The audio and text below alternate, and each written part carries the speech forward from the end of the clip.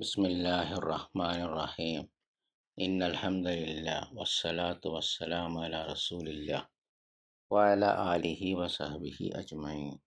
അസ്സലാമു അലൈക്കും വറഹ്മത്തുള്ളാഹി വബറകാതുഹു.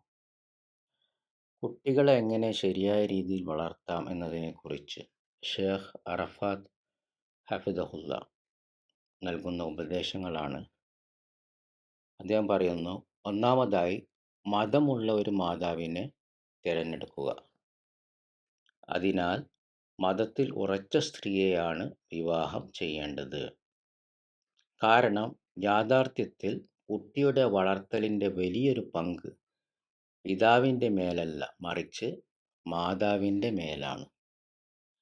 പിതാവ് തൻ്റെ ജോലി, യാത്ര, മറ്റ് ഉത്തരവാദിത്തങ്ങൾ എന്നിവയിൽ തിരക്കിലായിരിക്കും. എന്നാൽ മാതാവാണ് വീട്ടിൽ സ്ഥിരമായി കഴിയുകയും മക്കളുടെ മേൽ ഉത്തരവാദിത്തമുള്ള വീട്ടിലെ രാജ്ഞിയും സംരക്ഷകയുമായിരിക്കുകയും ചെയ്യുന്നത്.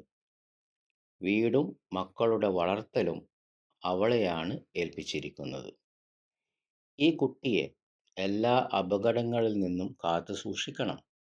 കാരണം പലപ്പോഴും തിന്മയും അധാർമികതയും വീട്ടിന് പുറത്തു നിന്നാണ് കടന്നു വരുന്നത്. വീട് തന്നെ നല്ലതും നേർവഴിയിലുള്ളതും ഖുർആനും സുന്നത്തും ഹദീസും നിറഞ്ഞതുമായിരിക്കാം. അപ്പോൾ തിന്മ എവിടെ നിന്നാണ് കടന്നു വന്നത്? അയൽവാസികളിൽ നിന്ന്, തെരുവിലെ കുട്ടികളിൽ നിന്ന്, ബന്ധുക്കളുടെ മക്കളിൽ നിന്ന്, സാമൂഹ്യ മാധ്യമങ്ങളിൽ നിന്ന്. കുട്ടി ശാന്തമായി ഇരിക്കണമെന്നാഗ്രഹിച്ച് നിങ്ങൾ അവന് ഒരു ഫോൺ കൈമാറി ഒരു മൂലയിൽ പോയി ഇരുന്ന് അത് ഉപയോഗിക്കൂ എന്ന് പറയുന്നു. അങ്ങനെ അവൻ ഓരോ ദിവസവും പുതിയ കാര്യങ്ങൾ പഠിച്ചുകൊണ്ടും വളർന്നുകൊണ്ടും ഇരിക്കുന്നു. ക്രമേണ എല്ലാത്തരം ഉള്ളടക്കങ്ങളിലേക്കും അവന് പ്രവേശനം ലഭിക്കുന്നു.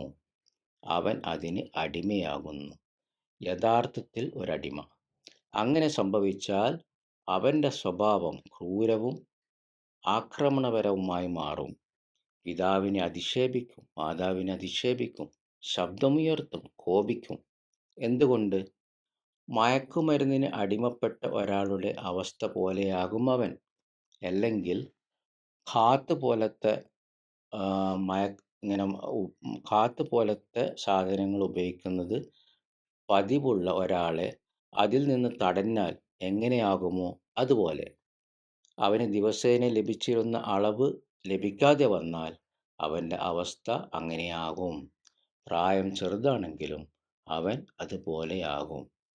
ഈ കുട്ടിയെ നശിപ്പിച്ചത് നിങ്ങളാണ്. ഈ കാര്യങ്ങളിലേക്കുള്ള വാതിൽ തുറന്നു കൊടുത്തത് നിങ്ങളാണ്. അതിൻ്റെ ഫലമായാണ് കുട്ടി വഴിതെറ്റുകയും നശിക്കുകയും ചെയ്തത്. അതിനാൽ നിങ്ങളുടെ മക്കളെ ചെറുപ്പം മുതൽ തന്നെ സംരക്ഷിക്കുക.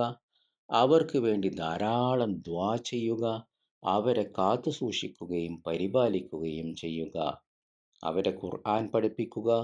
വിശ്വസ്തരായ അധ്യാപകരെ ഏൽപ്പിക്കുക.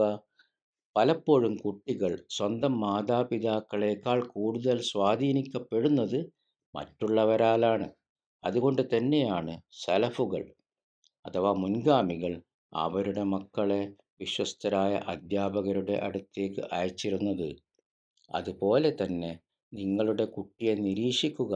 അവൻ എവിടെയാണ് പോകുന്നത്, ആരുമായാണ് കൂട്ടുകൂടുന്നത്, എന്താണ് കാണുന്നത് എന്നെല്ലാം ശ്രദ്ധിക്കുക. നിങ്ങളുടെ സ്വന്തം ജീവിതത്തിലൂടെയാണ് അവനെ പഠിപ്പിക്കേണ്ടത്. നിങ്ങളുടെ സ്വഭാവവും പെരുമാറ്റവും അവന് മാതൃകയാകണം.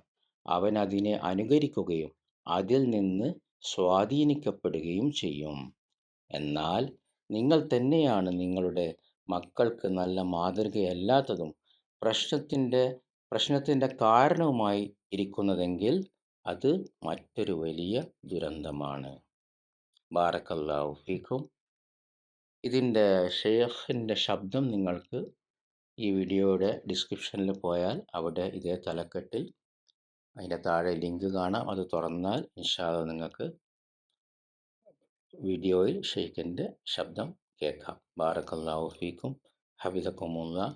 സുബ്ഹാനക്കല്ലാഹുമ്മ ബിഹംദിക അഷ്ഹദു അൻ ലാ ഇലാഹ ഇല്ലാ അൻത അസ്തഗ്ഫിറുക വഅതൂബു ഇലൈക്. അസ്സലാമു അലൈക്കും വറഹ്മത്തുള്ളാഹി വബറകാതുഹു.